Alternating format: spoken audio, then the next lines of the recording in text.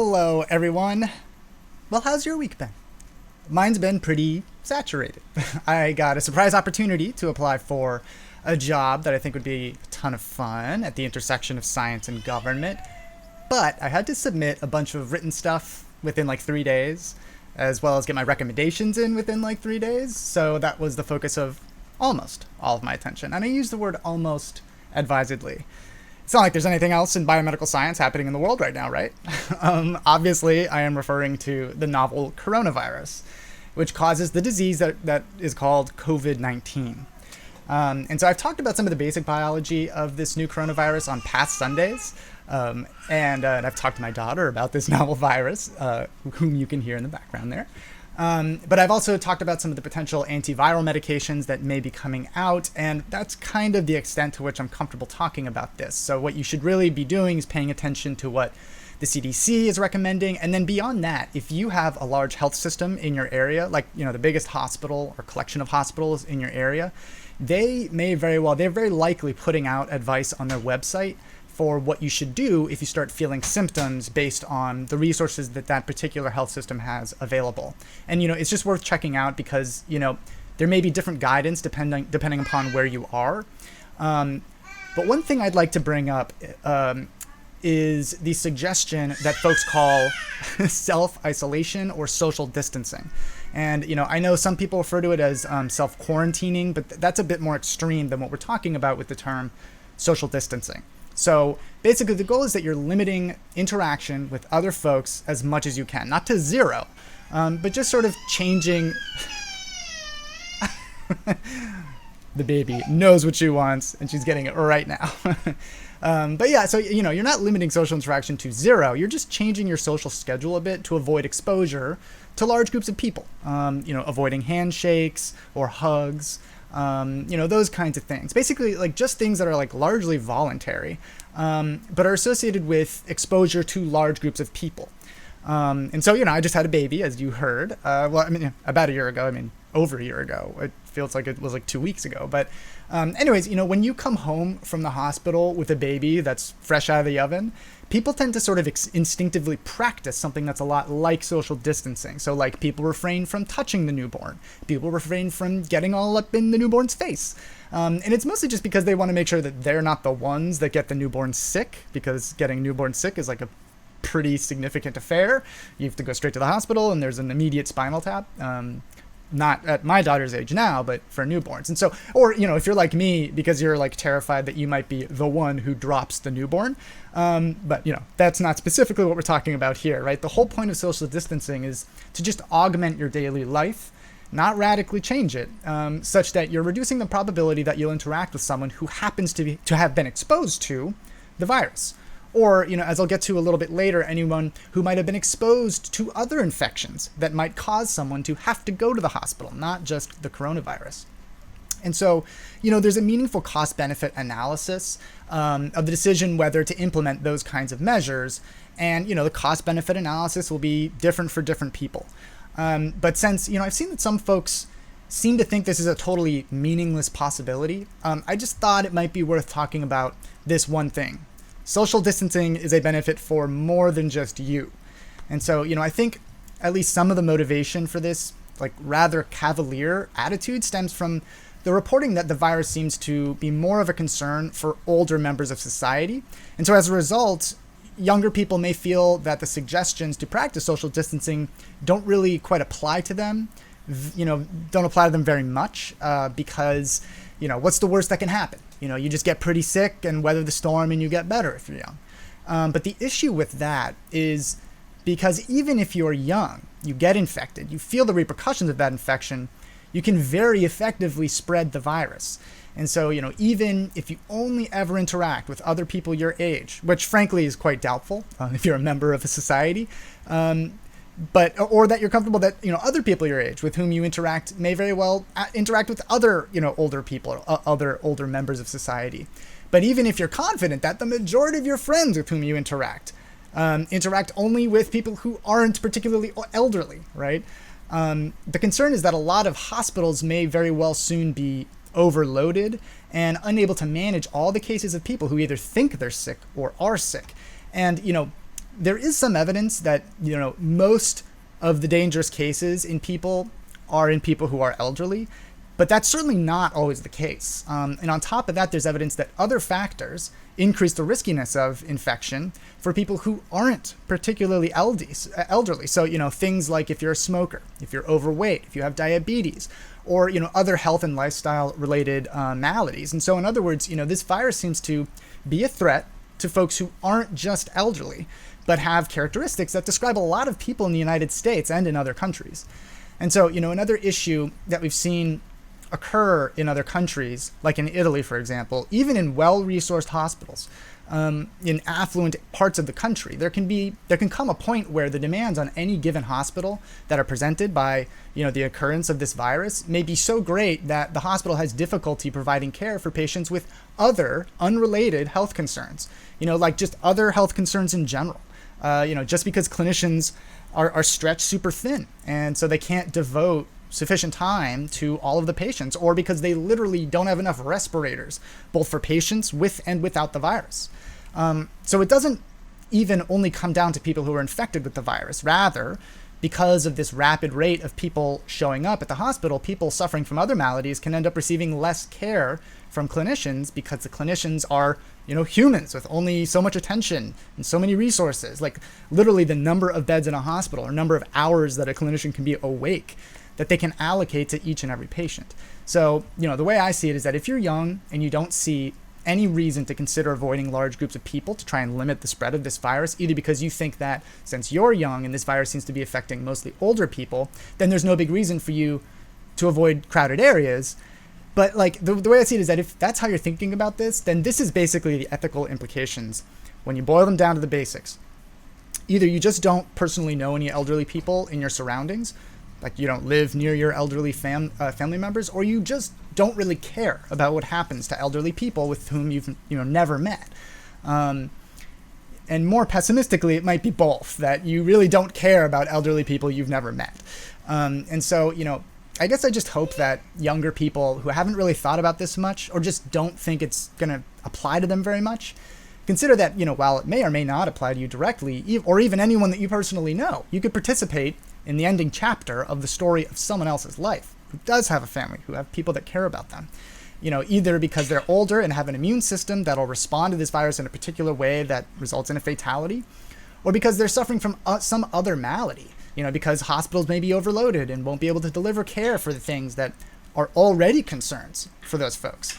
Heart attacks, diabetes, smoking-related illnesses, or even, severe flu or other infectious diseases that already posed a greater threat to their age group independently of the emergence of this coronavirus. And then, of course, there are folks who have compromised immune systems, either because they have an autoimmune disease for which they take medications to suppress their immune system, or a bunch of other causes, right? These folks aren't necessarily elderly, and things like this virus are a much greater risk for them than people who aren't immunocompromised. And even on top of those folks, keep in mind that there will certainly be people who are scheduled to deliver a baby in the next few weeks. And it's not like giving birth is an elective procedure, right? They can't just decide, I'll put it off. They'll need access to medical facilities, but if hospitals are totally saturated, they may not be able to. Okay, and so another thing, more science related, that I thought I would bring up is a paper that came out a few days ago out of a group of virologists and molecular biologists at Princeton, UCLA, the CDC, and the NIH. And so I hesitated to bring this up, but I suspect that the cost is outweighed by the benefits of discussing this particular case. So I hesitated because this is pre-peer review, okay, meaning that it hasn't gone through the process that all scientific papers go through before publication.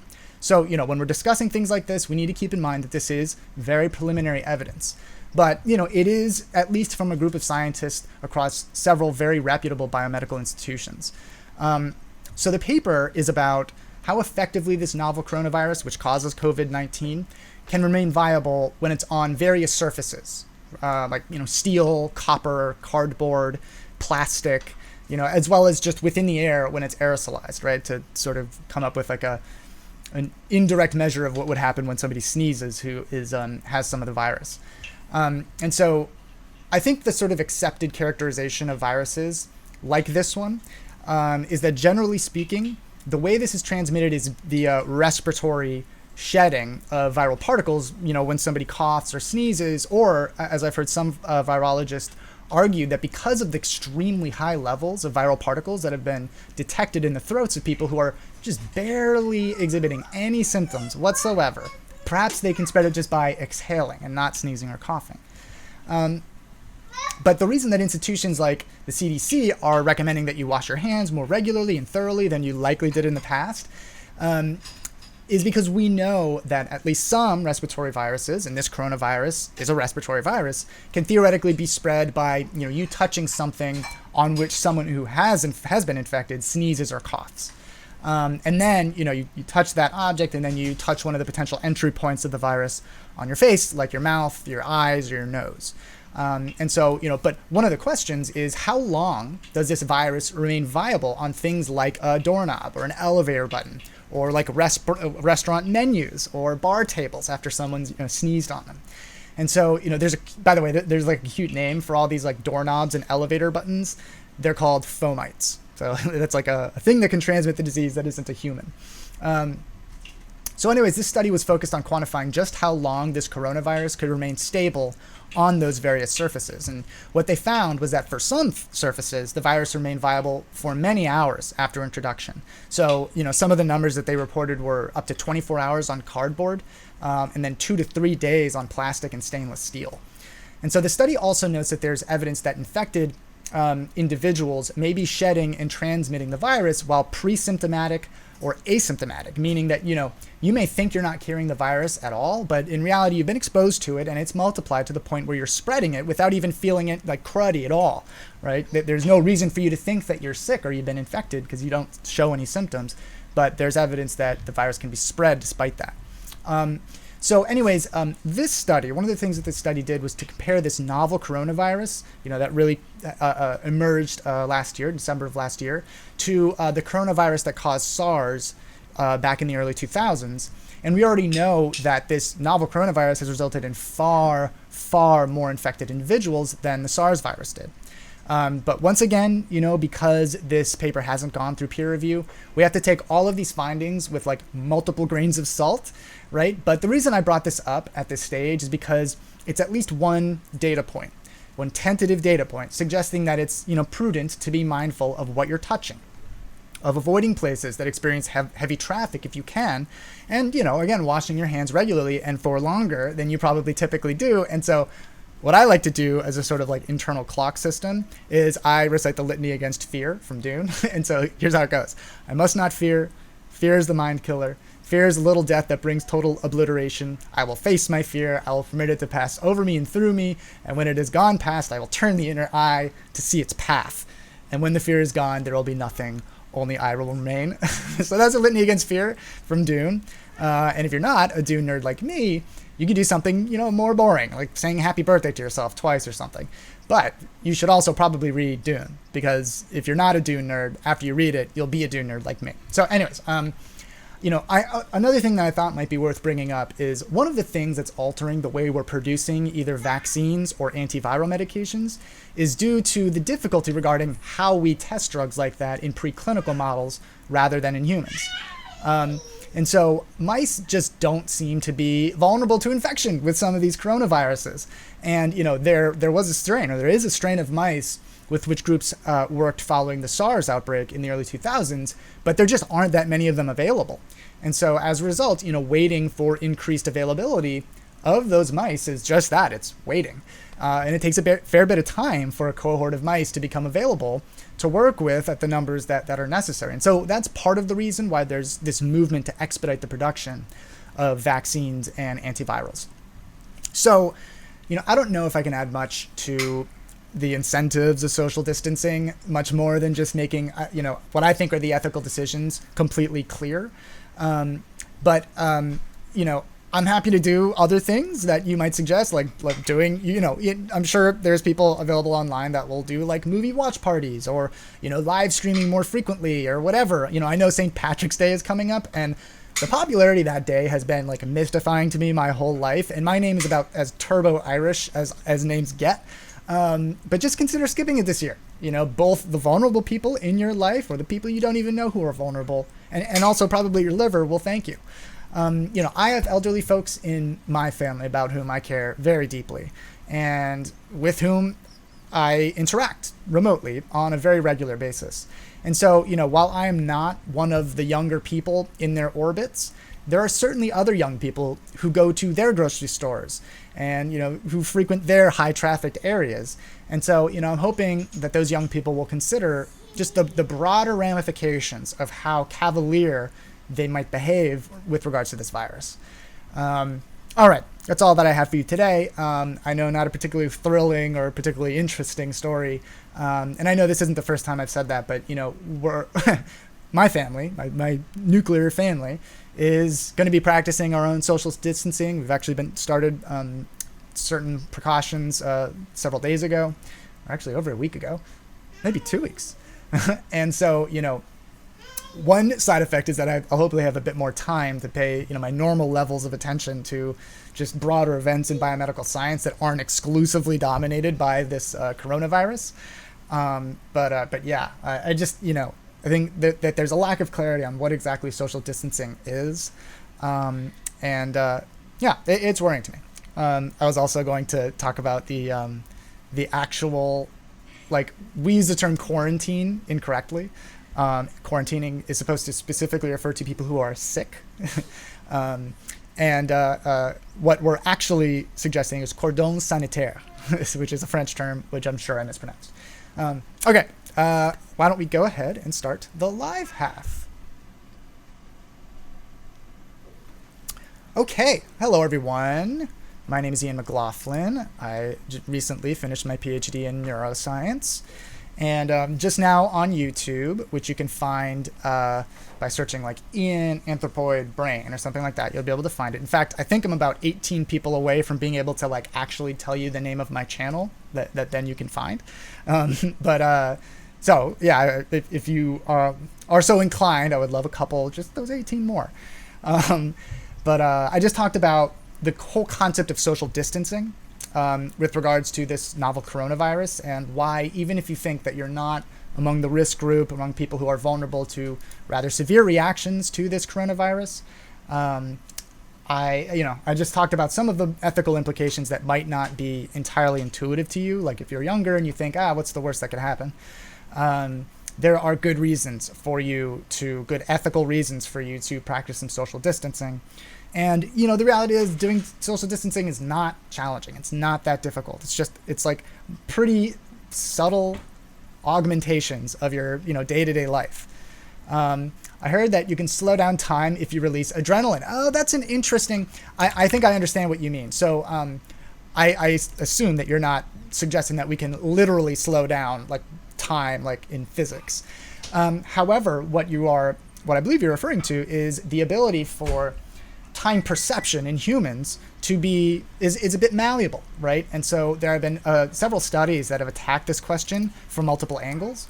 And you're absolutely right. So it turns out that when essentially the fight or flight reaction is activated, and adrenaline, or what we call in the brain epinephrine, and more relevantly in the brain norepinephrine, that you experience time proceeding more slowly. And actually, there's been some fun. Some of the studies they did were pretty interesting in their format. So basically, one was they used skydiving as a kind of inducing stimulus for the fight or flight reaction. And yeah, it turned out that as they measure, I can't remember specifically how they quantified your perception of time versus the actual progression of time in physical reality. But yeah, it turned out that the experience of time was much slower in people who are in the midst of their fight or flight reaction following skydiving, which I imagine would induce a fight or flight reaction to me too. So there are some theories as to why that happens. Why would that, first of all, be evolutionarily useful, but also, what is the sort of biology of altered time perception? So first of all, we know that several drugs can dramatically affect time perception, most notably many hallucinogens. And there's all kinds of wacky effects where it's not even necessarily you feel like time is slowed down, but people can experience like the perception of like looping time, of like time repeating itself over and over again, which sounds kind of nightmarish to me. Or there can be like slow down time, or you feel as though like 5 hours passed when it's only been like 10 minutes.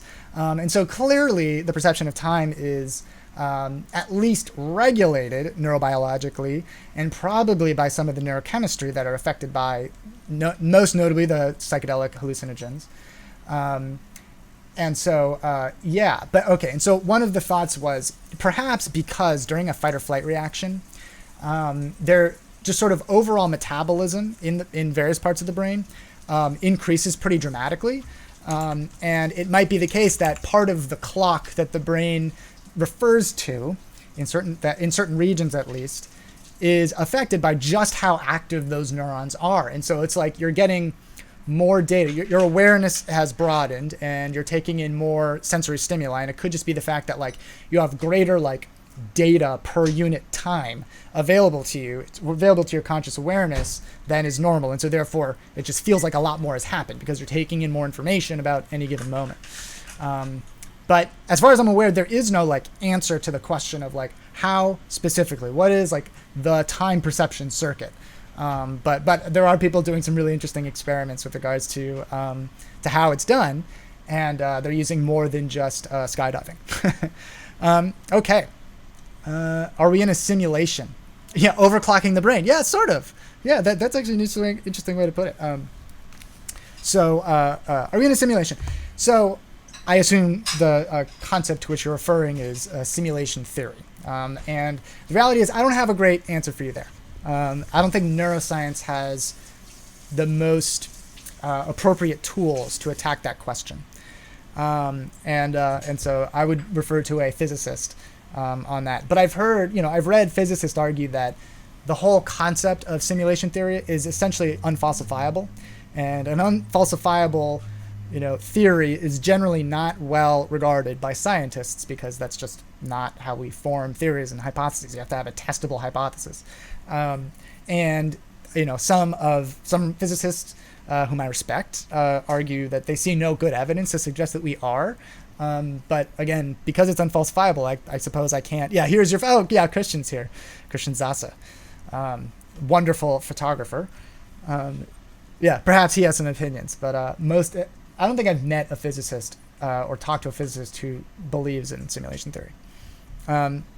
We are overloaded because of the ever-changing events, scenes, devices, technology. That is an interesting notion that like it would be a cool study, probably basically impossible to do, although maybe you could do it between generations as to what the procession of time felt like to people, let's say in the 1950s, or it'd be very interesting in like the 1700s, but versus now, given that, I think you're right. We are bombarded with far more information, regardless of whether it's accurate, than pretty much any previous generation, or compared to every previous generation. So, there's an interesting, there's something interesting there. Another argument, I guess the counter argument to your argument, and I'm saying I am convinced by your argument, but the counter argument would be the brain always adapts to a novel environment or to a novel, biochemical landscape. Like, for example, when somebody takes a drug quite regularly, their brain adapts to it. And that is part of the process of developing tolerance, chemical dependence, and potentially addiction.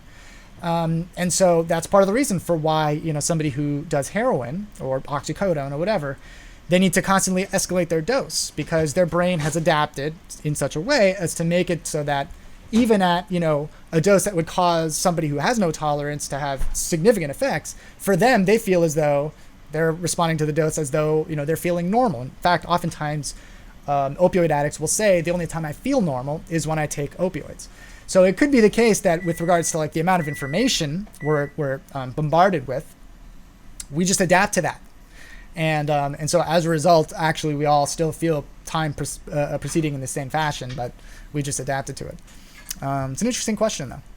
I worry with all this stress, with all this stress of this is going to cause seizures. I'm not quite sure what stress you're referring to specifically. But I imagine you might be referring to the novel coronavirus, which causes COVID-19. there is certainly an effect of stress, of chronic stress, particularly on the immune system. So, there is like a good medical reason for you to avoid overindulging in, exaggerated stress responses. Stress, one of the effects is immunosuppression. And that's part of the reason for why, if you've ever worked on a college campus as a teacher or whatever, you'll notice that around midterms season or finals season, there tends to be greater illnesses. Part of the manifestation is just the frequency of coughs that you'll hear in a classroom. But another is like the emergence of, herpes, because, herpes is essentially almost always latent in somebody. But then when they're in periods where their immune system is weakened, you'll get an emergence of those sores. So this coronavirus is a very significant issue, and you should absolutely consider, augmenting your daily life to, include a bit more social distancing than you would normally. But there's no good reason for you to be overly stressed or certainly not panicked. A brain scientist, how come I'm only an extrovert under the influence of alcohol? That's a great question, actually. That is one of the sort of like classic, features of the effects of alcohol. In fact, it's probably one of the reasons that it's become so popular in human society, is that it does lower inhibitions. And so here's one reason. There are many reasons. The pharmacology of alcohol is very complicated and frankly very messy. It's not a very selective drug like other drugs like, amphetamine or cocaine, or opioids like oxycodone. Alcohol sort of influences everything. If you imagine the various things that any given drug could affect as like, a soundboard or a mixer with a bunch of knobs that you can turn up or down. Most drugs will turn one knob up, maybe another one slightly up, but it'll be focused on just those few knobs. Alcohol, on the other hand, just sort of like changes everything. And so as a result, there's a lot of effects. But one of the main effects is that it decreases your ability it decreases the signal strength of the various inhibitory signals, generally speaking, that emerge from frontal parts of the brain, not exclusively, but generally speaking, to the more sort of like primitive and urge-related limbic areas of the brain that just sort of drive emotion. And so as a result, when you're in any given social situation, if you weren't under the influence, you might, be a victim to the anxiety-driven aversion or fear-driven aversion to talk to people about any given topic or talk to somebody to whom you're attracted. Alcohol will reduce the signal strength of that, impulse control, and therefore you're just less likely to be affected by that inhibitory control. But that's also part of the reason for why alcohol can also be associated with an increased engagement in risky behavior. That's why people tend to behave more recklessly. Is that part? While that prefrontal inhibitory control is exercised in social situations, it's also exercised in risk assessment. And in fact, what you're experiencing is risk assessment applied in a situation that's suboptimal for you in social situations. Do I have toilet paper? Yes, we got not a crazy backup store, but we have some extra for sure, because once again, my family, we are practicing some social distancing, and perhaps we're a little bit more sensitive to this than a lot of people because we have a 1-year-old.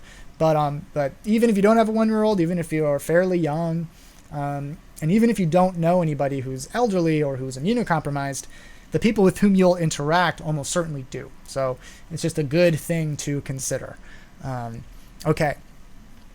Do I drink carbonated drinks or coffee?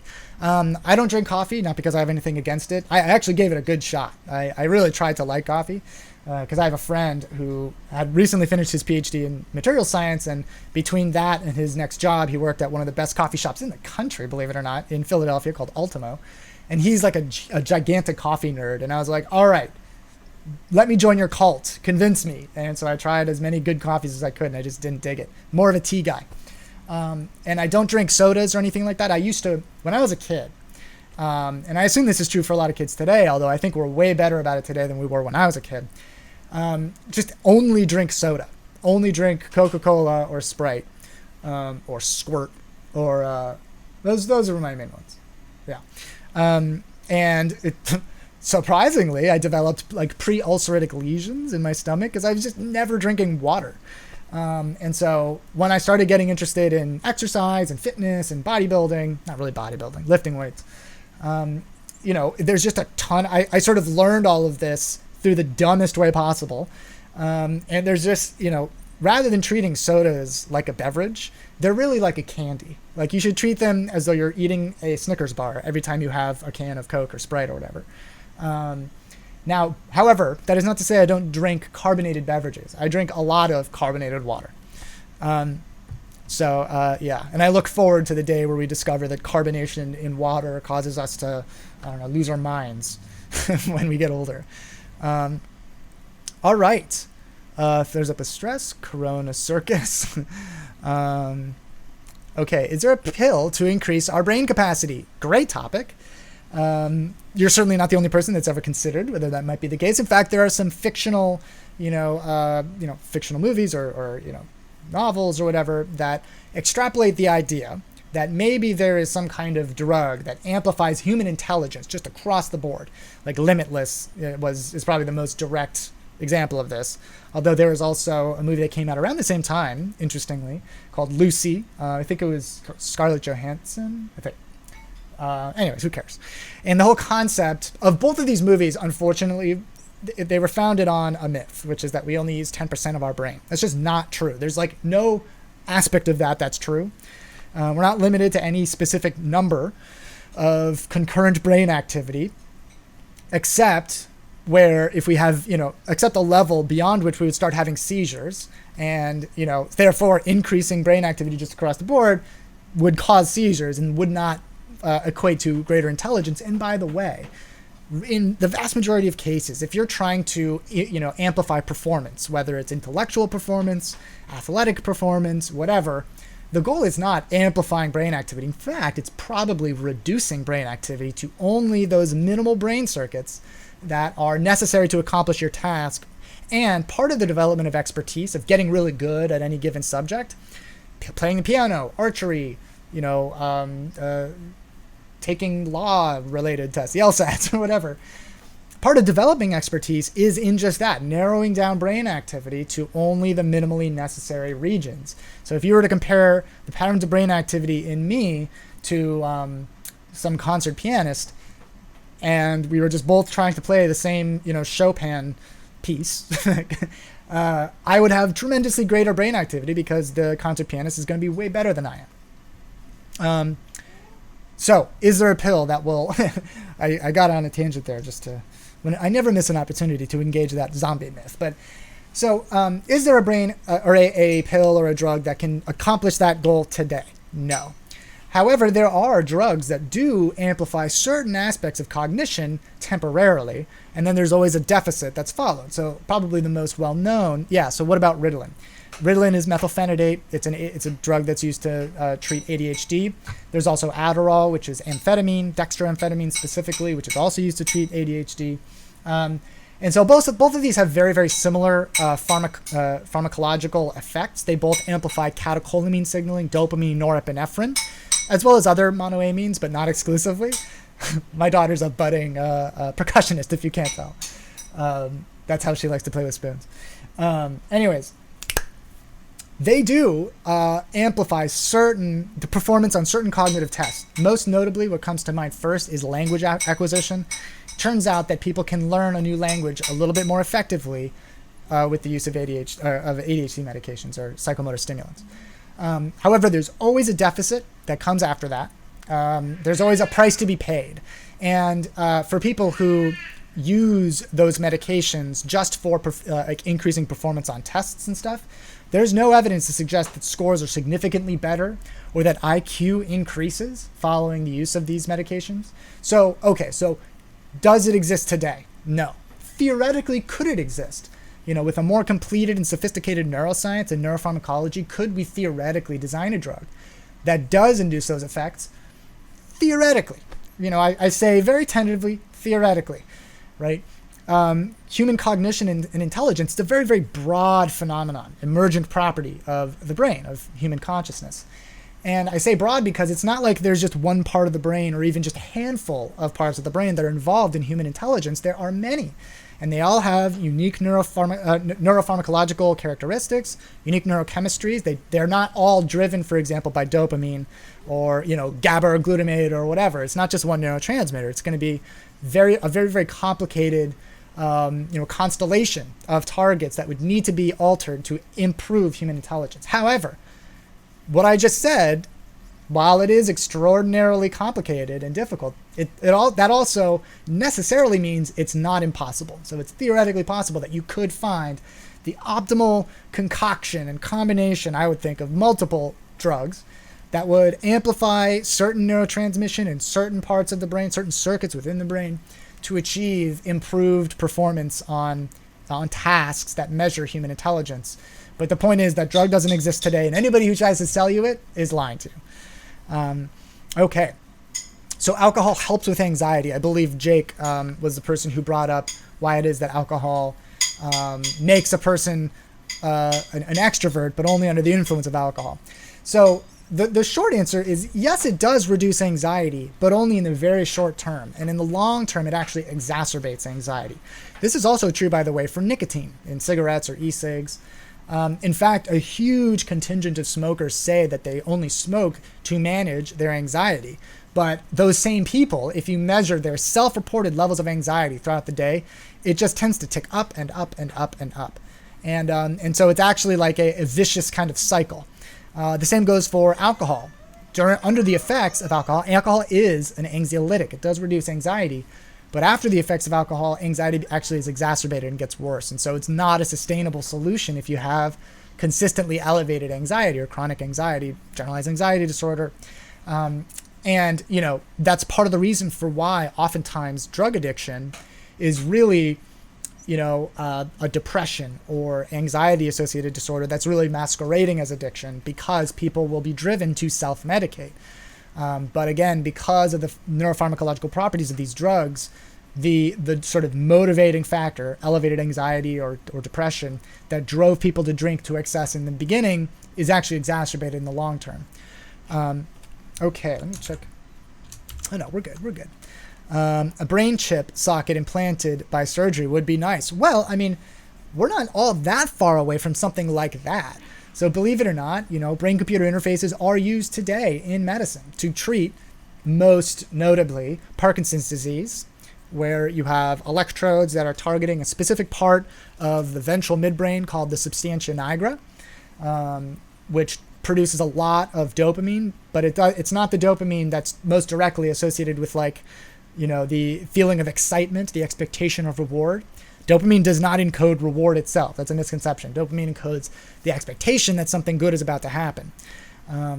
So, for example, if you're placing a bet at the roulette wheel in Las Vegas, which you shouldn't do for the near future, that feeling that you think you might win, after all, why else would you place that bet, that you might win so much money, that is driven a lot by dopamine.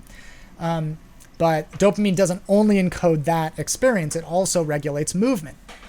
More specifically, it refines movement. It makes them more graceful, smoother, and that's part of the reason. And those neurons do pretty consistently deteriorate in everybody's brain as we get older, which is why, somebody can have sort of shakier hands as they get older, but they don't necessarily have Parkinson's disease. But in people with Parkinson's disease, those dopamine-producing neurons deteriorate much more rapidly. And that's why you get those classic Parkinsonian tremors. And so one of the treatments is through a brain-computer interface, but it specifically targets that part of the brain to sort of crank up the volume in that part of the brain to compensate for the loss of that dopamine. However, this treatment modality has also been used, believe it or not, to treat addiction and depression. And it's not a frontline treatment. It's extraordinarily invasive, but yeah, I mean, it has been used for that. Now, and you can think of it sort of as like a brain socket, right? There's electrodes, the device that's implanted, right? Either like under the skin or something like that. And essentially a computer system, very simple computer system, modulates how much current is being delivered to that part of the brain. So, we have that much. However, we are still quite a ways away from the technology that is, targeted by like companies like Neuralink, one of Elon Musk's companies, which is a topic that we talked about on my podcast, Wired to be Weird, on iTunes and Stitcher. I talked about it a little bit on my YouTube channel, which I'm only a couple people away from being able to say, this is the name of my YouTube channel, so you can go find it. But if you type in like Ian anthropoid brain, you can find it. But yeah, so whole brain computer interfaces that'll enable us to, with great bandwidth and very smoothly interface with computer systems. We're still quite a ways away from that. But people are working on that technology. So it's not like it's, indefinitely in the future. It is, that technology can come to fruition, assuming that we continue to invest in technology. Yeah, Wired to be Weird podcast. Yes, thank you so much. All right, my brain is still messed up from all the LSD. I'm sorry to hear that. Yeah, I mean, LSD is, that whole family of drugs is very unique in the effects profile that they're associated with compared to other drugs that are used recreationally or voluntarily. They're, broadly speaking, not very addictive, which is not the case for most drugs that people do voluntarily. In fact, almost without exception. And that is thought to be because they don't principally exert their effects through the catecholamine monoamines, dopamine most notably, but serotonin rather, although LSD does affect dopamine signaling a little bit more than some of the other classic psychedelic hallucinogens. But because of the sort of like fallout of the kind of late 50s and 60s and the kind of the hippie movement, the merry pranksters, and so on, LSD and psychedelics in general were essentially equated to the most dangerous drugs in the world and most illegal, therefore, to possess in the United States. And as a result, it became research in those drugs stalled considerably relative to other families of drugs. And so, you're not the only person who has acknowledged that there must be some kind of long-term consequence of doing psychedelic hallucinogens regularly, LSD included. But what's also interesting about this family of drugs is that they don't seem to induce damage to the nervous system in the way that, for example, methamphetamine can. And so, but for a drug to be dangerous, in that for a drug to induce long-term effects, it doesn't have to damage the nervous system to do that. It can alter through, neuroplastic adaptations. It can alter the sort of the constantly evolving components of the brain in a way that can be problematic for sure. And I assume now, there are more neuroscience labs that are studying the psychedelics now than there ever have been. So we'll have better answers to those questions for sure. Which drugs would you recommend from your experience? I'm not being paid by any pharmaceutical companies or any gray market pharmaceutical companies, so far be it for me to advertise any drugs. But I think there's a reason that caffeine is, I don't know if it's the most widely consumed drug in the world. Like even in countries where alcohol consumption is prohibited, you can consume caffeine. But part of the reason is that it has some useful effects. It is one of the useful drugs, performance enhancing, so to speak. You can form a chemical dependence on caffeine. And you can have withdrawals, in some cases rather painful withdrawals from caffeine. But nobody's going to, engage in overtly risky behavior to get their caffeine fix, right? That's just not the kind of drug that caffeine is. But so generally speaking, those are the characteristics of a drug that offers, where the cost-benefit analysis is not so obviously favored by cost, right? And so, I think caffeine is a really useful drug. So, yeah, I think that's the only one that I feel comfortable, speaking about in such a benign way. Now, and, for some people, for sure, people who, for example, have epilepsy. Oh, I just touched my face. Don't worry. I wash my hands regularly. And again, we've been practicing social distancing. So that is going to be a problem for me because about halfway through, every time I'm live streaming, my nose gets very itchy for no reason. But anyways, I feel like it'd be irresponsible to recommend consumption of any drug. But for some people, for example, people who have seizures for whom no other medications work, and for whom the side effects profile of other medications is debilitating, CBD has been found to be beneficial for some of those folks. And so CBD would be a tremendously useful drug for those people. But not exclusively those people. I mean, the side effects profile of CBD is pretty negligible. At least it seems that way. And there's anecdata that does indicate that some people derive pretty useful effects from CBD, whether it be moderating levels of anxiety, helping them get to sleep. Sleep is incredibly important, particularly to immune system these days. And so yeah, but generally speaking, it's drugs with those kinds of characteristics where the cost benefit is not so clearly favored by cost through things like addiction, chemical dependence, inebriation like alcohol. So yeah, many studies done on caffeine to treat depression and anxiety. I'm not sure that there have been many studies on caffeine as a potential treatment modality for psychiatric illnesses. There's definitely evidence to suggest that some people, particularly those who are prone to bipolar disorder or anxiety-associated conditions, caffeine can exacerbate those underlying conditions. So, and then for some people, it seems to be the case that their sleep schedules are particularly sensitive to the effects of any stimulants, caffeine included. And so, it's sort of, your mileage may vary when it comes to that, but yeah. Okay. What about chocolate? Would it be considered a drug? Not joking. No, that's a very valid question, honestly. His song girl. So chocolate. So caffeine is a methylxanthine. That is a family of drugs. Caffeine being one, the most well-known, the celebrity of the methylxanthine world. But it's not the only methylxanthine. And the cocoa beans or whatever that are used to make chocolate also contain some caffeine and some methylxanthines. But there have been some studies, and I'm reaching way back in my, to college when I wrote a paper on the, putative pharmacological components of chocolate. And there have been studies that suggest that there is some molecule within chocolate that actually interacts preferentially with the estrogen receptor.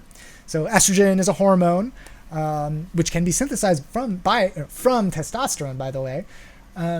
It's typically quite a bit higher in females than in males. Males do have some estrogen. After all, testosterone can be converted to estrogen, but generally speaking, it's higher relatively in females.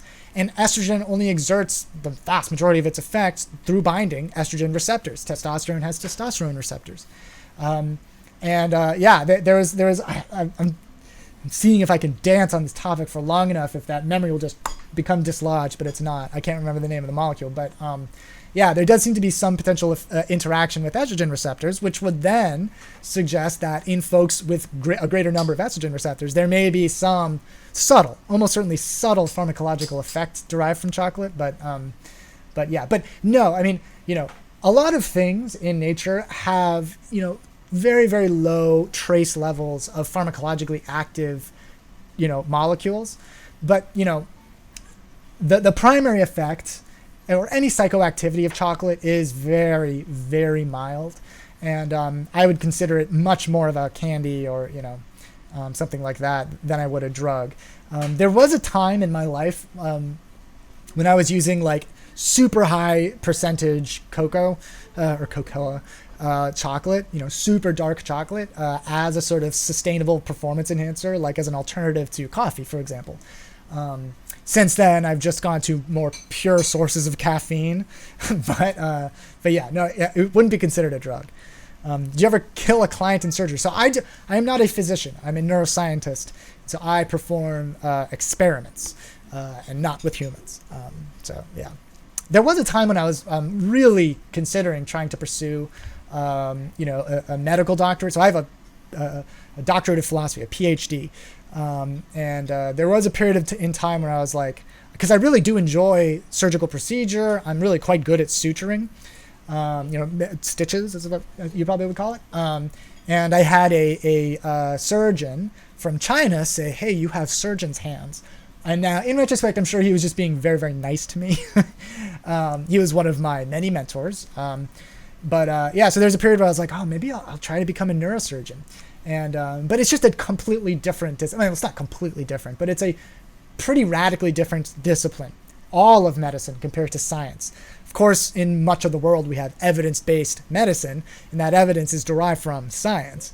But yeah, medicine predates science, at least in its more modern manifestation. And it's a fairly recent innovation of medicine to begin to base their their medicine on evidence rather than eminence, rather than, oh, well, this doctor, he's been around for so long, he's seen everything, he's wiser than all of us, right? It's fairly recent evolution, and I would argue an adaptation. Would you con your relatives out of $200,000? Never. Okay. Over 85% in belief of its benefit. Okay. Love or hate? The time has come to know which we are. Love or hate? There was I see you love intention, one love, sir. Yeah, I guess I don't think I'm following, but yeah, one love, man. Okay. And almost always mixed with chocolate. If these studies had more severe power then would things be found quicker? Oh, I see. That's an so what Adam is referring to is statistical power. So basically what that means is, based on, and this applies to pretty much any kind of science, whether you're working with cells, you're recording from neurons, or you're working with, preclinical animals, or you're working with humans. Statistical power means how powered your study is to detect the thing you're testing. Okay, and then very frequently what this is determined by is how big your sample size is. So when you're conducting a hypothesis test, you come up with a sample of a population. In that sample, you do your best to make it as representative of the population you're trying to understand as possible. Now, of course, it's essentially impossible to come up with a perfectly representative sample of a population, because a perfectly representative sample of the population would be the population. And so, there is an argument to be made that, we rely pretty heavily on statistics to come to conclusions, of course, to reject our null hypotheses. But generally speaking, scrupulously performed experiments and good science takes statistical power into consideration when in the process of designing experiments. And so, yes, it's always possible that with a greater number of people, you will have detected something that you missed in your experiment. That's always possible. But the point is that you devise your experiment so that is not really a consideration, right? It's possible in the back of your mind, but you wouldn't have conducted the experiment in the way that you did if you were going to worry about that after the conclusion of the experiment, if that makes sense. All right. I saw the article holding objects like stress balls could prevent touching face. It's funny. So I've been working on some job applications and, writing a lot, basically. But during that process, the other thing I was doing is sort of getting some resources, some food and stuff like that, so that my family, we're practicing social distancing. And I'm happy to talk more about that as much as you guys would like. But just, because I have a 1-year-old and because I interact with folks who are a little bit older, and folks and everybody with whom I'd interact likely interacts with people either who are older or who are suffering from some malady, maybe they're smokers, maybe they have diabetes, that put them at a greater risk of very severe reactions to the coronavirus. By the way, my daughter has learned the word no. And so you might hear her saying it. I'm really trying to teach her yes, but no, she likes no a lot. So anyways, I had been going out to grocery stores and stuff like that to get, more just sort of stuff that we can store for a longer period of time to just limit the number of times that we have to leave the apartment to get food and stuff like that. And so as a result, I was going out and, going to grocery stores and stuff and being exposed to large groups of people, which is sort of like the whole point of social distancing, is that you don't do that. But as we were preparing, right? So anyways, I'm doing that and I'm coming home and I'm, typing and typing. And what I ended up doing to sort of remind myself of that is, like, I don't wear jewelry at all. Well, I wear a watch, but that's more like utilitarian. I never do. But so what I did is that when I got home, I would put on a necklace. That was a gift from a beloved family member of mine. And I put on a bracelet, actually, that's, well, you can hear it probably. That's right here. That was a gift from my late aunt that says my initials, which is IAM. So I am. And on the back, she had put an inscription saying, "I think, therefore," which very, very lovely. And so I put those things on so that, because I'm not used to it, I would just always feel it. It would always be sort of like part of my conscious experience. And then I would remember as it's jangling around my wrist or as the necklace is sort of moving around, I would feel it and be like, oh yeah, don't touch your face. Okay. Is HIV med? Oh, good for COVID-19. Great question. So first of all, I hesitate to talk too much about the details of the coronavirus and COVID-19 because who you should really be going to is the CDC, but then also wherever you live in the United States and probably outside the United States, you probably live close to some major healthcare center, big hospital, university, things like that, your university hospital. And they very likely are also putting out advice regarding what you should do if you start feeling symptoms or, what you should do if your symptoms are of various severities, because it's not necessarily going to be just go to the hospital. So yeah, look to the CDC and look to your local health centers for guidance that you should follow. Now, what you're referring to is that, and it's not just for HIV, there are various medications that are used to treat things like HIV, but also like cancers, like kidney failure, pancreatitis, that may be useful in treating people who either are infected with the coronavirus or who are at great risk of being infected with the coronavirus. And that is because these drugs are used because they interact with specific receptors in the body. Hi! So cute. Hi! So they such a good baby. Good baby. So these drugs interact with specific receptors that are on specific cells throughout the body, whether they be kidney cells and potentially cancer cells, and you might or immune system cells. And so you might be thinking, why on earth would a drug that's useful for that be useful for the coronavirus? Well, it's because essentially every virus needs to interact with something on the surface of a cell to gain entry to that cell. And that's true for the coronavirus that caused SARS back in like 2002, 2003. And given the similarity between this novel coronavirus and that coronavirus from the early 2000s, it's very likely true for this coronavirus that causes COVID as well, COVID-19. Okay, so my daughter also hates to not be the center of attention. She hates to not be the center of attention. And so if you're not talking to her, like if my wife and I are talking, she'll just bounce back and forth and like interact with us to get our attention. That's true when there's other people. Anyways, yeah, she's just super adorable. So the reason that these drugs might be useful is that we know that they can interfere with certain protein receptor interactions. And it might be the case that these drugs might interfere with a specific protein that we know that the old coronavirus needed to interact with to gain entry to cells that line the respiratory system. And just like the SARS coronavirus, this novel coronavirus that causes COVID-19 is a respiratory virus. I actually talked about one of these prospects, and there's been a paper that's been published about it, peer-reviewed and everything, on my YouTube channel. And I only need 18 more people until I think I can just tell you the title of my YouTube channel. You can find it that way. But until then, just type in like Ian Anthropoid Brain.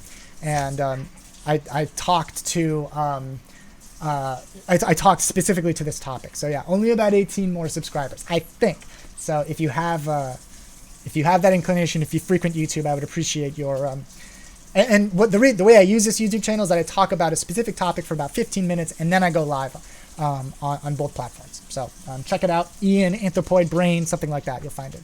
And so the short answer to that question is yes, it could be the case that a medication that's used to treat HIV, that's used to treat various forms of cancer, or certain like organ-associated maladies might be useful for this coronavirus. And that would be tremendously important because it takes a very long time to develop a vaccine, on the order of many months. And in fact, generally speaking, it takes years to develop a vaccine, to bring it from soup to nuts, right? To bring it to, your pharmacy or to your doctor's hand.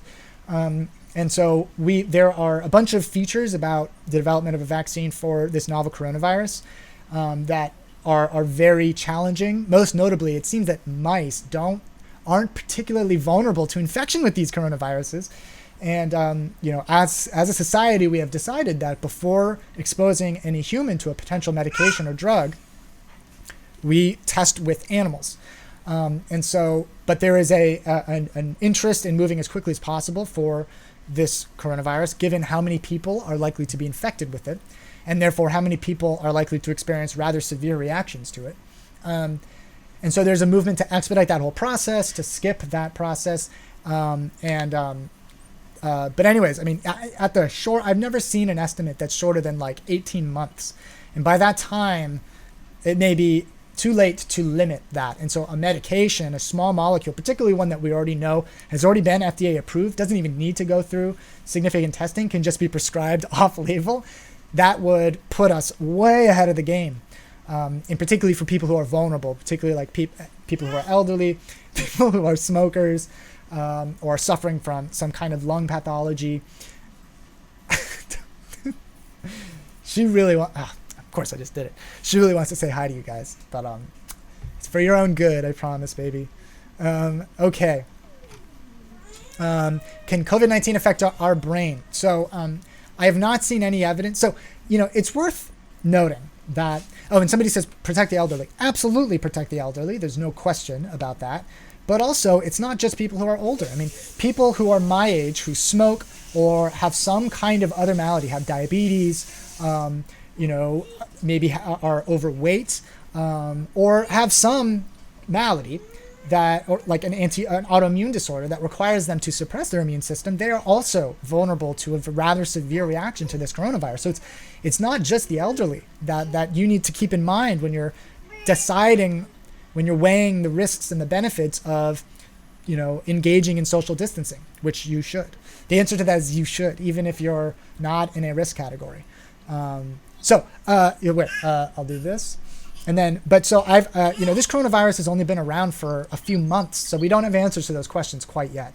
But many viruses have been shown now, surprisingly, to, yes, have some effect on the central nervous system, whether it's direct or indirect via the immune system. But anyways, we are fortunate to be talking to Chris from San Francisco. What's on your mind, man? Well, before I ask my question, let me mention I've been married 32 and a half years, and I've experienced social distancing from my wife many times. Well, you're not alone, my friend. What's up, man?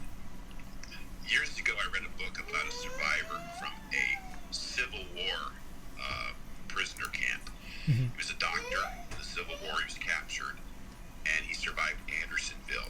He noticed that the robust and strong soldiers that went into the camp survived less well than the puny guys, if you will. And he surmised that it was because the bigger guys were used to so much gusto in life that they gave up hope easily when it was denied them, whereas the smaller gentlemen, the scrappy guys, were used to surviving on next to nothing. Yeah. My question is there any correlation at all to giving up hope? In other words, can we encourage our brains to be hopeful to fight off physical disease, or at least keep our immune system up? And I'll hang up to your answer. Thank you. Awesome. That is a fabulous topic. So first of all, that is a dynamic that is not exclusive to just that event. Certain pathogens, I believe this was the case for the Spanish flu, I believe. But regardless, doesn't matter. So for infectious diseases, in many cases, the people who are most vulnerable tend to be the elderly and the very young. But in some cases, statistically, it turned out that people who were the healthiest tended to experience the greatest severity in an immune system reaction to infection with the pathogen. And so we don't know precisely why that happens. One of the most convincing explanations for me, or from my perspective, was that it's sort of part of the reason for why, generally speaking, people who are older tend to experience a greater threat from pathogens, is that as we get older, our immune system tends to respond even more to any given pathogen than we would normally, than we would normally when we're younger. And it could be the case that for some of these pathogens, if your immune system is as healthy as it possibly could be, then you're going to experience a greater severity in the reaction to that pathogen than somebody who's not as healthy, whose immune system isn't as robust. And so therefore, it's sort of like this almost paradoxical effect. That is like, the most convincing argument to me, because, when you're experiencing all of the sort of symptoms of any, of the flu, of, most coronaviruses, which cause, I think something like 25% of the things we call colds, what you're experiencing is the immune system reaction, right? It's not like the virus is like damaging cells in your nose and then causing you to leak, phlegm or whatever, leak mucus. Rather, that is part of the immune reaction to, get rid of this pathogen. And if you have a rather severe immune reaction, that can be life-threatening. And so that's the best explanation I've seen, that in that specific case, it was because people with the most robust immune system reacted the most severely. So yeah, and actually, of course, I've been reading a lot about the novel coronavirus, and once again, the reason I've refrained from talking too much about it is because you should really be going to the CDC, one of your your local big healthcare provider system. So for me, it's like the University of Pennsylvania hospital system. They'll almost certainly have advice for people in your area as to what you should do if you start experiencing symptoms. But there's a lot. Philadelphia was like ground zero for one of the most severe reactions to a flu epidemic, or flu pandemic, I guess. Well, I guess it was an epidemic in the country, in the history of the country. And there's some really interesting public health comparisons between what the Philadelphia government did from a public health perspective versus like St. Louis, for example. And an insane number of people died of that flu in Philly, whereas it wasn't the case in like St. Louis. And that was partly because St. Louis enacted, social distancing practices much earlier than Philadelphia did, with unfortunately tragic consequences. But anyways, yeah. I mean, there's a lot, the history of epidemics is very, very interesting. Okay. I better diet. What is the number one thing to counter anxiety? Well, there's no number one thing. If you have, if you're experiencing what you feel is like pathological, like unusually consistent and elevated anxiety, the number one thing is to go talk to a person with experience treating it, right? Like a therapist, a psychologist, or a psychiatrist, a neuropsychiatrist. They exist as well, because they have devoted their lives to helping people confronting challenges like you are, helping to improve their quality of life. So, I mean, that's the number one thing you should do if you feel like you have problematic, pathological levels of anxiety. I mean, even if you don't, it's not like, you're going to be, injured by doing so. But I know that it's not, given the healthcare system that we have in the United States, it's not a viable alternative for everybody. So, there are a couple things that you can do that have been shown to yield benefits. Hey, what's up, Rob from Oakville? Yield some benefits for anxiety. One is sleep, your sleep schedule.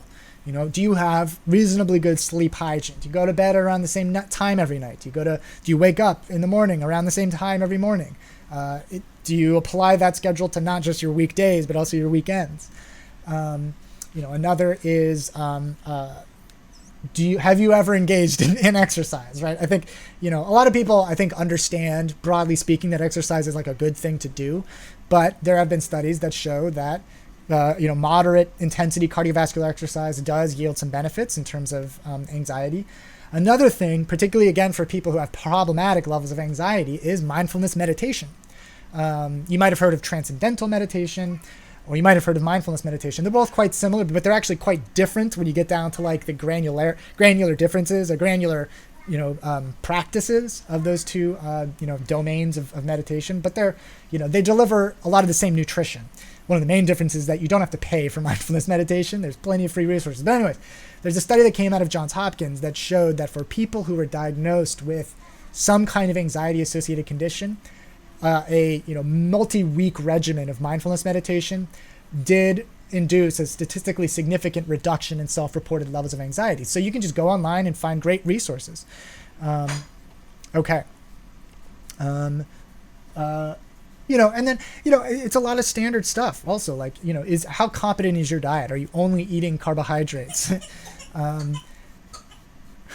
My daughter's also still learning how to drink water, and she hasn't been the best, she's still sort of learning, and so sometimes it goes down the wrong tube. Do I look like I'm tripping? No, it might be because I have rather dark eyes. My parents, when I was born, they thought that my pupils, even for people who are not anti-vaxxers or who are not against vaccination, even people that I know that work in biomedical science and most certainly are not anti-vaxxers, the flu vaccine sort of occupies this unique special treatment among vaccines because the influenza virus mutates very, very rapidly. That's why we always have these new seasons of the flu. And that's why if you get one vaccine for the flu, that doesn't arm you against all others or subsequent, although it can help. It can help with subsequent strains. But I would argue that particularly when you have a child, really of any age, but particularly a child that's a year old, it's really reckless to not get the influenza virus vaccine. What university did you attend? So I went to college at the Claremont Colleges in Claremont, California, which was a great place to go to college if you aren't 100% sure what you wanted to do.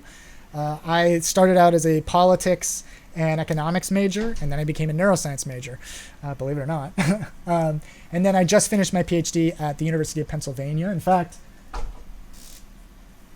I have my where did I put it? Oh, I have my dissertation and my diploma right back there. Reptilian started this virus. There is no evidence that it began in reptiles, and there's a good reason for that.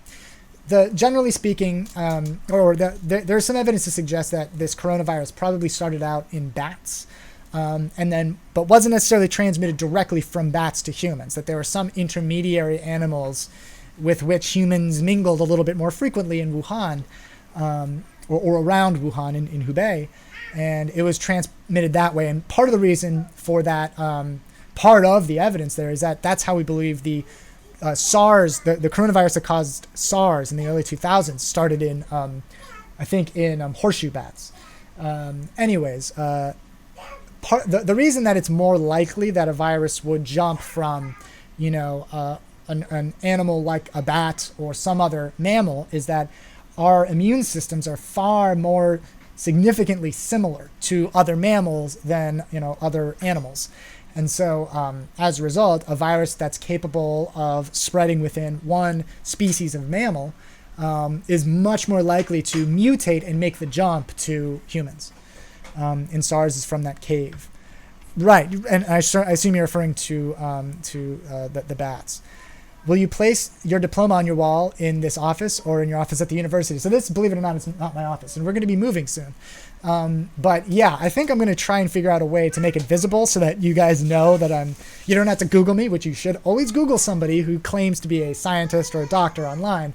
You'll be able to see it. And, I would also respect the skepticism that, like, hey, you could have just printed that. Fair enough, but at least it's one more piece of evidence. I thought SARS are from a mongoose. As far as I'm aware, the hypothesis is that it originated in bats. My daughter loves water, and she calls it agua. But she's still not very good at it. Not very good at drinking it.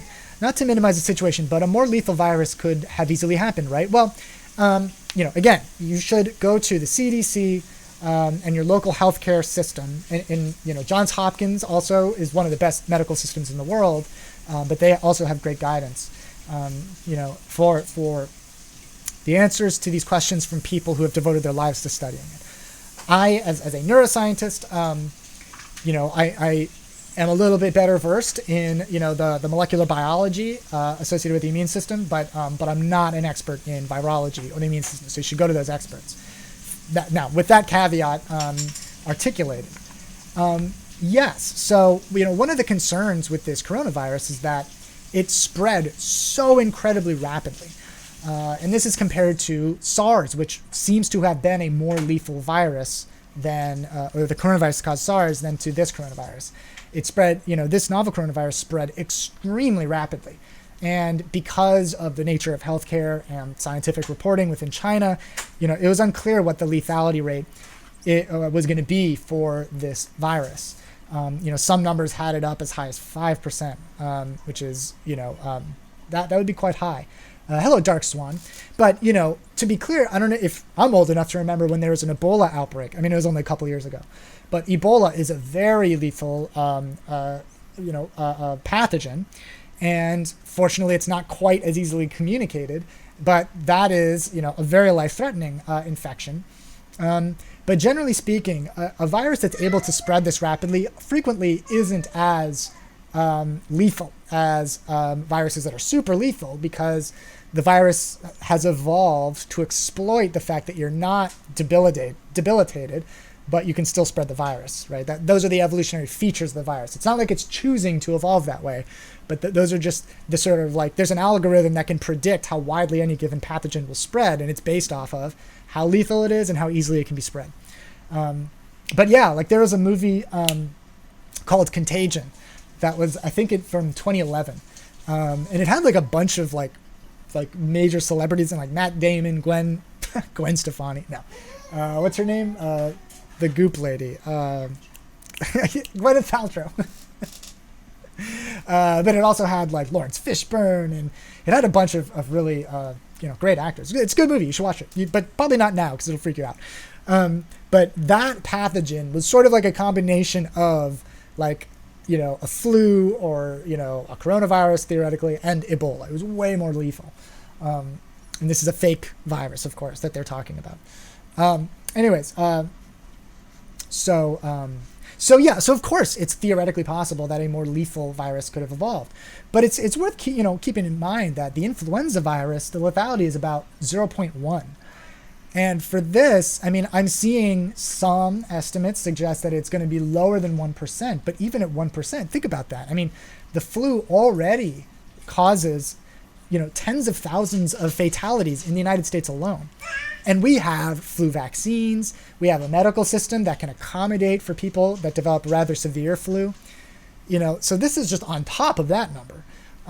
And by the way, people will still theoretically be able to spread the flu virus on top of this coronavirus. So, that's why, and it's, so just because there could theoretically be a more lethal virus, that doesn't mean that, you should consider this to be a trivial consideration. This is for real. I mean, people are unfortunately going to die from this virus. And so it is sort of up to you as a member of human society to mitigate your contribution to its ability to spread. So once again, even if you're young and you're not within, you don't have any other maladies, you don't smoke, you're in good shape, all that kind of stuff. And, you're not within that category of people who, the evidence to date suggests are at a greater risk. That doesn't mean that you don't interact with people who aren't, right? That doesn't mean that you may very well, just at the grocery store, just, at a bar, particularly during St. Patrick's Day, which I would recommend, as somebody with as about an Irish a name as you can get, Ian McLaughlin, I recommend you skip St. Patrick's Day this year. Or celebrate at home. Your liver will thank you. I was even like, I'm happy to like do a live stream celebration of St. Patty's Day if it'll keep more people out of bars. So just let me know. But so even if you're not in one of those risk categories, and you shouldn't be 100% confident that you aren't. I mean, there are certainly cases of people who are young who had rather severe reactions to this coronavirus. And, the reality is we don't know if there's only one real strain of this coronavirus. It could be multiple. There was a really tragic story of two physicians in China, two female physicians, who contracted the virus at around the same time, one of whom passed away, the other didn't. And they were, for all intents and purposes, pretty similar, demographically and so on. So I wouldn't be entirely all that confident on you just not having any, not posing any threat to you. But you very likely, at the grocery store, at bars, at restaurants, wherever, interact with people who are surrounded by, or who do have elderly people in their social circle, or who are immunocompromised, or who know and love people who are immunocompromised. So you should, really consider social distancing. And I talked about this a little bit more on my YouTube channel. I only need about 18 more subs until I can just tell you the title of my YouTube channel, and then you can just go to it. But you can find it as of today by just typing in like Ian Brain Anthropoid, which I know is super easy to spell, but I'm pretty sure you'll be able to find it that way. I prefer tequila and weed for anxiety. Well, so once again, tequila, alcohol is it is an effective anxiolytic. It does reliably reduce anxiety in the short term. Unfortunately, in the longer term, it exacerbates anxiety. After the termination of its effects, anxiety is exacerbated. And that's also true that's true for any drug that people do recreationally, because after termination of the effects of the drug, you have it's like the pendulum swing, right? You draw up your pendulum this way, you let it go, and it swings in the opposite direction after termination of its effects. Do you still have a Patreon? Yes, I do. Oh, thank you so much for bringing that up. I mean, I'm hoping to get more people to subscribe to the YouTube channel so that I can devote more energy to that. What I do on the channel, by the way, is I do about 15 to 20 minutes on a specific topic, and then I start the live component. But yes, I do have a Patreon, and if you're in a position to be able to offer any support, I would deeply appreciate it. My mic stand just broke. Today it just broke, and so that's why my mic is angled down. I don't know if you can see that. Of course, it broke today, but the Patreon is patreon.com/Anthem. I see my daughter wants you to as well. Should a diabetic 18-year-old be at school? I mean, again, I would go to the CDC, your local health center, Johns Hopkins. The University of Pennsylvania also has some advice. University of Minnesota, I believe, or I think it's the University of Minnesota, also has fabulous guidance. They have some of the most expert virologists in the world. The Mayo Clinic, Case Western will have a great one.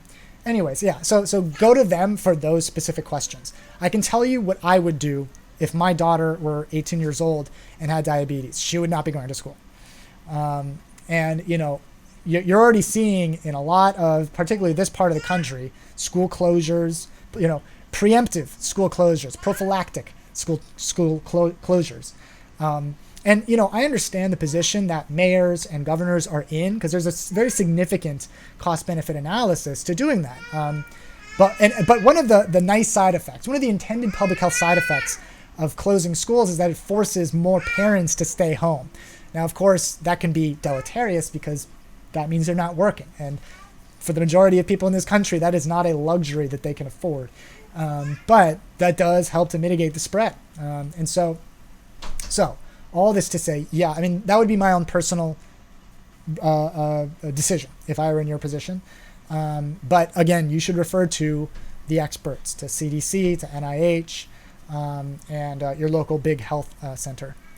Devote energy to it means his practice of seeing real patients is zero, zilch, nada. I don't see patients, so I'm a PhD. I'm not an MD.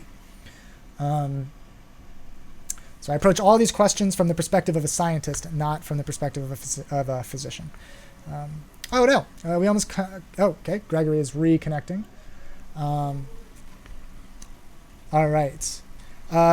Is your name Gregory? And if your name is Gregory, where are you calling from? Hi, Ian. This is Gregory. Oh. I'm calling from Washington. I'm the artist you talk to all the time a lot. Yes. I was curious. I heard that this virus, which of course is hysteria and stuff in my opinion, but I heard that this virus is like more of a autoimmune disease, and it could affect people with conditions. Now, I don't really understand how it would affect a condition with the neurological, if it's an autoimmune disease or something, but I'm told that it could possibly. Do you know? Okay, so coronaviruses in general are respiratory viruses. So, for example, the cold that you get just seasonally, and it's sort of minor, it's not a big deal. 25% of those are caused by coronaviruses. There are coronaviruses that are endemic, meaning they're just part of our sort of natural landscape, like the influenza virus. But the feature they share is that they're all respiratory. And so, meaning that it infects, the things that you associate with getting a cold, your lungs, your sort of the cells that line your respiratory system. And so it's certainly not principally an autoimmune disease or autoimmune disorder. It's a respiratory disease. But the connection there that I suspect might have been intended to be communicated is that people with autoimmune disorders, people who are being treated with immune system suppressors, immunosuppressors, they are at an increased vulnerability to a rather severe reaction to this coronavirus. So Okay, so how about like the people with neurological or psychological conditions as well? So, again, this is a question you should really bring up with, a physician at your local medical center. But I'm not aware of any direct connection between, the neurobiology of, let's say, somebody who has bipolar disorder or, somebody with schizophrenia and a unique immune system response. I suppose it's theoretically possible. But what could be possible is that, if folks have chronic stress as a function of their, psychiatric condition, or chronic anxiety, generalized anxiety disorder. For example, for autism, elevated anxiety is one of the more common features of autism that can result in a suppressed immune system. And then, of course, it could be the case that some medications that are necessary to take may also impinge a bit on an immune system reaction. But I don't know that for sure. And so that's something you should really bring up with your physician. Okay. So let me ask you, Gregory, a question. So you're in Washington. How are things going in Washington? It was the first state that was really hit. We were one of the first states in the Northwest to get a lot of deaths and stuff. Yeah. From coronavirus. Where I am is actually at a remote area and stuff, remote residency and stuff. But I have, just because it's with my family and stuff, I have considered going to other areas like Vancouver and stuff. But basically, most of the stuff down in the Northwest and Oregon and California, and sometimes even Nevada or Texas, one of those two, has been really having an outbreak lately. Okay. Yeah. Well, listen. I would. Thanks for letting us know, and I appreciate you calling in, Gregory. Good luck through this. Yeah. Thank you. Bye. Okay. You're a neurologist or a neuroscientist? I'm a neuroscientist. I finished up my PhD in neuroscience a couple months ago now. Jeez. Wild. So brilliant. Cancel schools for weeks, but go to grocery stores packed with people. Well, an issue is that, you need to eat to sustain a healthy immune system. And so, the goal of social distancing is not to it's not a quarantine, right? It literally doesn't mean the same thing as quarantine. Quarantine is supposed to refer to the isolation of groups of people who are infected or who have some kind of disease. That's not what we're talking about here, unless we're literally talking about a group of people infected with the coronavirus. What we're talking about is a cordon sanitaire, and that's a French term that I am sure I am butchering, but it's basically prophylactic. And with social distancing, it's not even just avoiding people in general at all.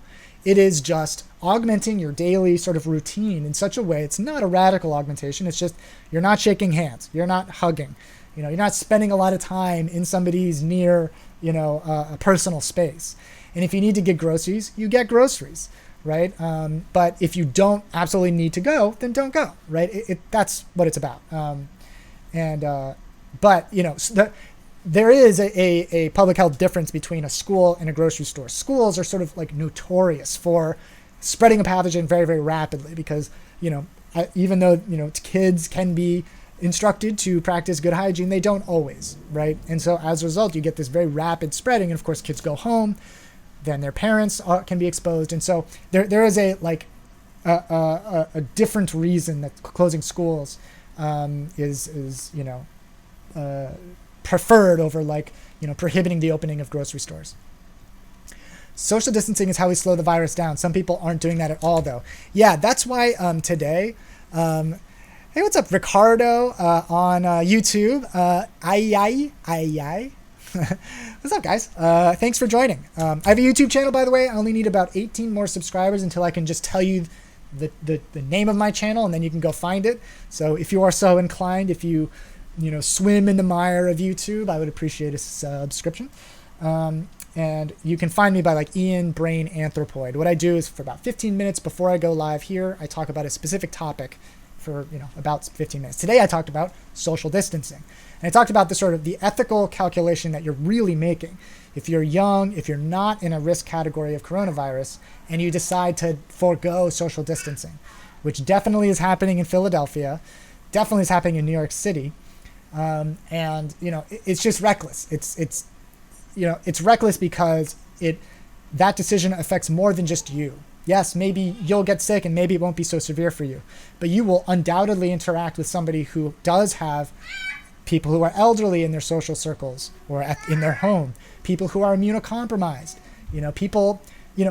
another component of social distancing is that, yes, the coronavirus is this novel virus and it's spreading extraordinarily rapidly and it poses unique threats, and it's going to affect our healthcare system disproportionately because, we could very well come to the point where our hospitals will be fairly saturated. In fact, I talked to a friend of mine in France, and she said we are very close to the point where physicians are going to have to start making decisions as to who gets treatment and who doesn't, right? So that's not necessarily going to happen here. I hope it doesn't, but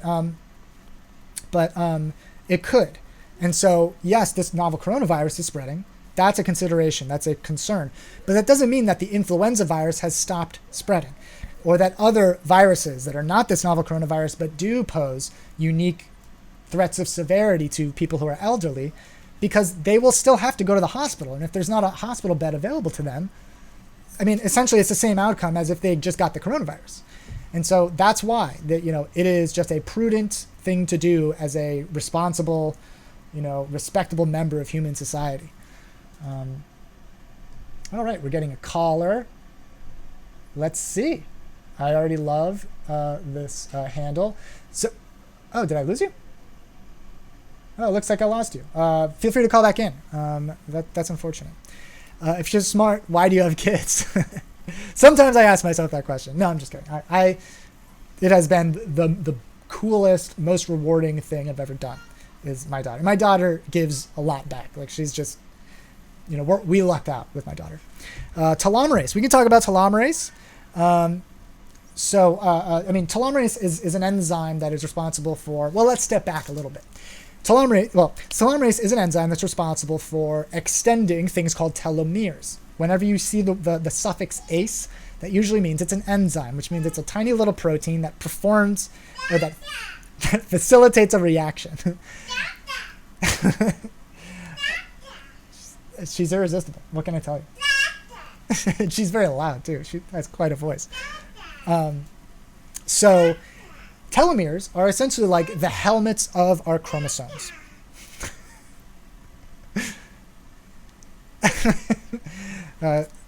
My daughter, she laughs. My daughter hears a lot about biology, so she wants to tell you the answer. But telomeres are sort of like little protective helmets on the ends of our chromosomes. Our chromosomes, we have 23 pairs, and we get we get half from our mom, half from our dad, and they are the sort of storage unit of our genome. And however, because of the way we evolved, every time a string of DNA towards the ends of chromosomes is transcribed into RNA, which will then be translated into DNA or into amino acids, we lose a little bit of genetic information, right? So every cycle, we lose a few nucleotides, we lose a few ATCs and Gs. So telomeres are there because it's just sort of nonsense nucleotides. It's just repetitive, meaningless, never transcribed parts of our chromosomes. And so therefore, we can lose a little bit of that of those telomeres, every cycle. It's no big deal. However, they're only so long. They only last for so long. And so one of the theories of aging is that part of the reason that various parts of our body begin to fail as we get older, skin cells, organ cells, just in general, is that as those telomeres begin to fail, as those chromosomes begin to deteriorate, those cells will enter into senescence, or they'll enter into apoptosis, or what some people mistakenly call apoptosis. It's not how you pronounce it. And that's sort of a feature of aging, just sort of a loss of functionality due to the deterioration of telomeres. And so one of the theories of anti-aging is that if we could increase the activity of telomerase and extend chromosomes or telomeres on chromosomes, then maybe we could extend life. So yeah, it's an interesting, and this has been demonstrated in various animal models, very simple animal models, but like things like worms and very simple animals where they've extended their lifespan dramatically. Good evening. Thanks for the info. My pleasure. Thanks for joining. Father had a TIA. Now he has sundowners, right? Which is getting less obvious. Will confusion go away? Oh, that's interesting. So for anybody that's not familiar, TIA is an initialism that stands for transient ischemic attacks. So let's break down what that means. Transient, meaning that it's not chronic, meaning that it's only happening occasionally. It only lasts for a short period of time. Ischemic, meaning the deprivation of oxygen. Attack, meaning an attack, meaning it's an episode of a deprivation of oxygen to some part of the brain. Okay, and so a stroke, you're probably more familiar with a stroke. A stroke is like an adult TIA. It's like a TIA is like a mini stroke, in other words. And so TIAs can happen when you're sleeping, or it's not entirely obvious that they're happening. It's not as overt as a stroke, where people can lose the ability to contract muscles, or they can lose the ability to speak, or they, a bunch of different, depending on where the stroke happens, a bunch of different things can happen. TIA is subtler, and they can tend to happen in sequence.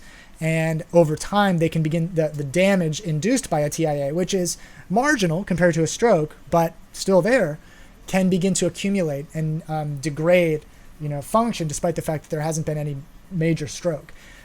Unfortunately, TIAs can also be followed by a stroke, at which point, that's a more severe malady. And so, yes, after a TIA, this is also true for after a stroke. There is always hope for recovery. That is part of the reason for why people who have strokes will go into something like therapy, because you're giving the brain every opportunity possible to compensate for any lost neurons, any lost brain cells, through the forging of novel synaptic connections. And so, yeah, after a TIA, same as after a stroke, there's always hope that you can recover, and it just depends upon the extent of the injury and where in the brain it's happened. And so, yeah, sundowning, I should also say, refers to the tendency for some folks who have suffered, it's actually just some folks who get older, but it can be associated with stroke, where, at the beginning of the evening, they'll begin to get very exhausted, they'll begin to get confused, and just sort of like their cognitive acuity deteriorates sort of at, early on in the evening as the sun goes down, right? And so, but yeah, I mean, if that's the only brain-related concern, then yeah, there's absolutely hope for recovery. What's the length of time for recovery? I can't give you a specific number because it depends upon the nature of the TIA. It depends on the extent of where it happened in the brain, where it happened in the brain, and if there have or have not been subsequent TIAs. But it'll take time, right? Because you're literally waiting for novel connections between neurons to form, and that takes on the order of days, weeks, and so on. Is there any topic about the brain you can't talk about at length? Thank you so much. No, I mean, yes, there are absolutely many topics. I did very early on in my PhD, because I had the privilege of getting to talk to people outside of the discipline. I, devoted significant amounts of my time to reading outside of my subdiscipline. In fact, I don't know that I would have been able to finish my PhD if I didn't. So it's been very profitable to me. But yeah, there are absolutely parts of neuroscience with which I'm, tentatively familiar. My father had a stroke early in the morning. Hers was extremely more functional than in the evening. Yeah, there you go. I have a loved one who has suffered a stroke. And, of course, every neuroscience PhD learns about strokes. You learn about the biology of strokes and how they come about, the different, the two main ways that they come about. But what you don't learn is how rudimentary our treatments for stroke still are. I mean, it's shocking to me that we don't have better treatments. It's essentially been the same concept for many years now. Not a lot of innovation there. So it's kind of disturbing. Hell, I have that now. I think Scott is referring to sundowning. Ian, if you own a dog, that dog would look like a rat. What? No, if I owned a dog, it'd be a Weimaraner. We know exactly what that dog would look like. Although my wife wants a corgi, which I am not for. So we're going to get both. Oop, almost did it. Hello, what's your name and where are you calling from? Yeah, hello. How are you? I'm good. How are you? Fine, thank you. What's your name and where are you calling from? United Arab Emirates. Oh, very cool. So we're from the UAE. Yeah. What's on your mind? How are you? I'm doing well. You know, we're sort of practicing what we call social distancing because of the emergence of this coronavirus. How are things in the UAE? Yeah, very good. Corona. Corona. Yes. All Corona, though. Yeah. All right, man. Well, listen, I'm having a little bit of difficulty understanding you, and your connection is kind of bad. So I'm going to let you go. But thanks for calling. Best of luck. I know that I know that Saudi Arabia has started taking some precautionary measures for the coronavirus. I know Iran had a rather severe emergence of the coronavirus. Your color is a fraud and a clown. What does that mean? My color? I don't even know what you're referring to. Green? Okay. Thank you so much for the information about especially TIA information. It was my pleasure. Thanks for bringing it up. Oklahoma has high stroke protocols because heart hospitals are amazing. I'm not quite sure what you mean by that. Okay. What about neurology and spirituality? Well, what I can tell you, so I'm not a neurologist, I'm a neuroscientist. And, you know, while I've made the decision to never talk about my own personal spiritual, predispositions, I used to in the early days, but I just stopped because I recognize that I don't have any training in theology or spirituality, and there's no reason for me to just opine about something about which I know little. But I can tell you that, you know, I think there is an underestimation of how many people in neuroscience, how many people in biomedical science are religious of some, different kinds of religions, obviously. But yeah, I think there's an underestimation. In fact, the director of the NIH, National Institutes of Health, which is the biggest grant awarding agency that's a part of the federal government in the United States, the biggest one that awards grants to labs like mine, including mine, or the one in which I work. The director, Francis Collins, is an evangelical Christian. Okay. Oh, man. Let's see. What time is it? 7:30. What time did I start? Has it been super long? Oh, okay. We'll take this last call. Oh, no. It looks like I lost Zusop. That's too bad. Yeah, you've been going ham, clearly, huh? Jeez. Yeah, take it easy, Scott. Thanks for jumping in. What is COVID-19? COVID-19 is the disease that this novel coronavirus causes. So you might have heard of SARS. That emerged in the early 2000s. This is called COVID-19, and it's induced by a similar kind of virus. Okay. Let's see. What is a brain scientist? So a brain scientist is more commonly called a neuroscientist, although not in all cultures and not among everybody who doesn't speak English, right?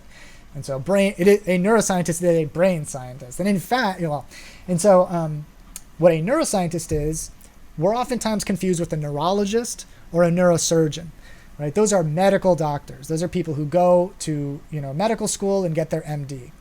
I went to graduate school and got my PhD to become a scientist. Science and medicine are not the same thing, although recently, in much of the world, medicine has become evidence-based, but that's actually a fairly recent development in the history of medicine, which stretches back millennia. Okay, so Zusop, what's your name and where are you calling from? Are you there? I'm sorry? What's your name?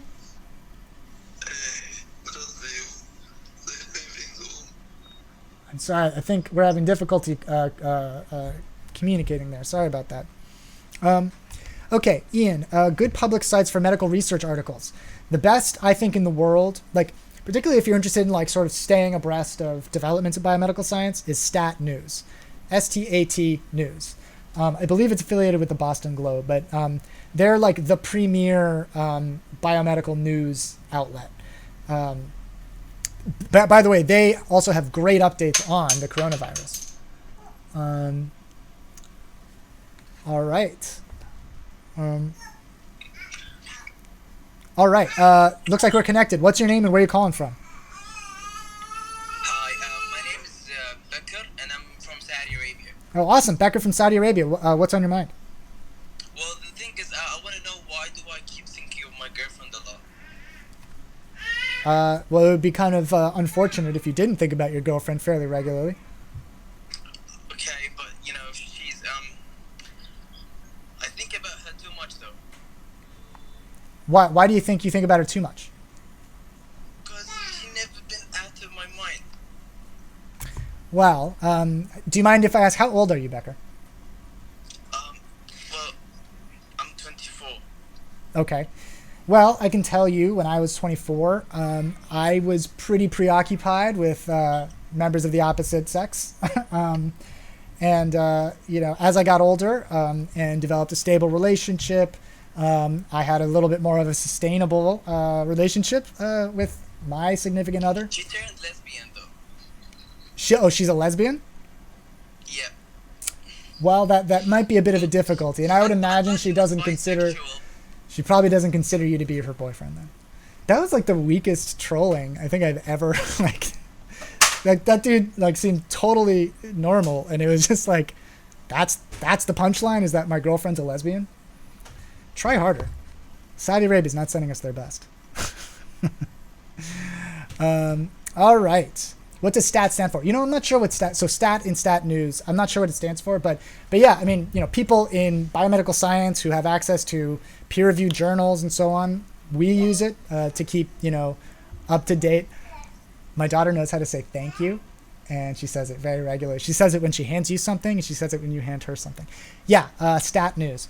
But there are other ones too, like Eureka Alert, like the word Eureka and then alert. That is a sort of like a quick journalism outlet. So basically, it just compiles a sort of press releases from various labs around the world.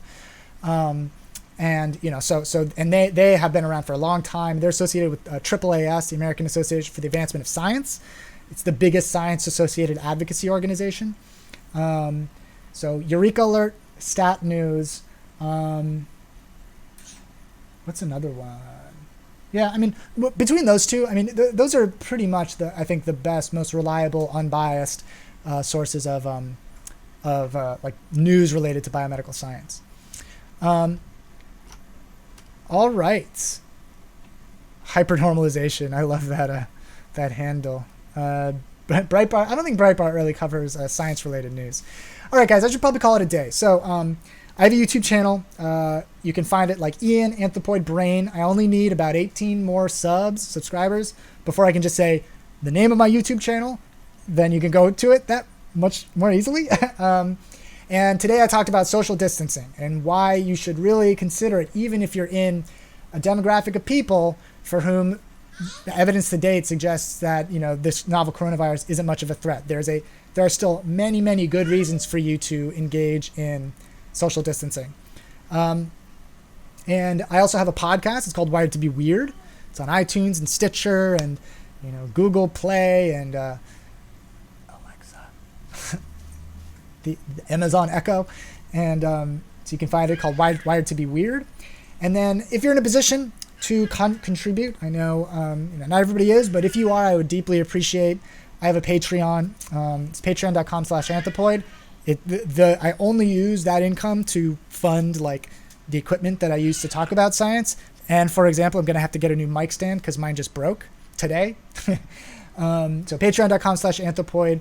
I would deeply appreciate it. But regardless, I would love if you could help me out, help me reach that milestone on YouTube, so I could stop saying like you have to search for Ian Brain Anthropoid, which is very cumbersome. But until then, I'm going to try and go live more frequently because we are practicing social distancing, and so I'll be here a little bit more frequently. But if not, I'll see you next Sunday, same time, same place. See you there. Thanks so much for joining. Wash your hands.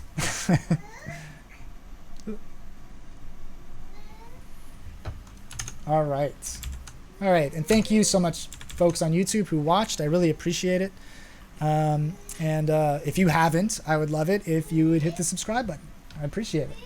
Then I can stop being so awkward about the name of my channel. Otherwise, I will see you next week. Good luck out there. See you guys.